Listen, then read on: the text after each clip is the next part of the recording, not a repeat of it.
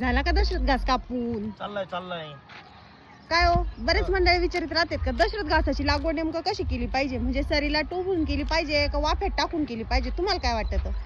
काय कशी केली तरी चांगलीच आहे. दोन्ही पद्धत चांगली ना? हा हे काय आता आपण या सऱ्यांना टाकून देईल आणि या सऱ्यांना लावला होता. हे पहा मंडळी, आम्ही इथं सऱ्यांना आहे ना दोन्ही सरी जी आहे मकाची सरी पाडलेली होती आणि सरीच्या दोन्ही बाजूला दोन्ही अलंग जे आहे तर ते असं टोबलेलं होतं, तर ते पण एकदम भारी आलेलं आहे. आणि इकडं त्याच्यानंतर आम्हाला वेळ नव्हता, तर त्याच्यामुळे आम्ही डायरेक्ट आपण वाफा पद्धत कशी टाकतो डायरेक्ट घास टाकल्यासारखं त्या पद्धतीने टाकलेलं होतं बघा. तर ते पण एकदम मस्त आलेलं आहे बघा. इथं मी तुम्हाला हा उभा दाखवते आणि इथं कापलेलं आहे. ही टाकलेली पद्धत आहे आपली, म्हणजे कुठल्याही पद्धतीने टाकलं तरी चांगलं येतं ना.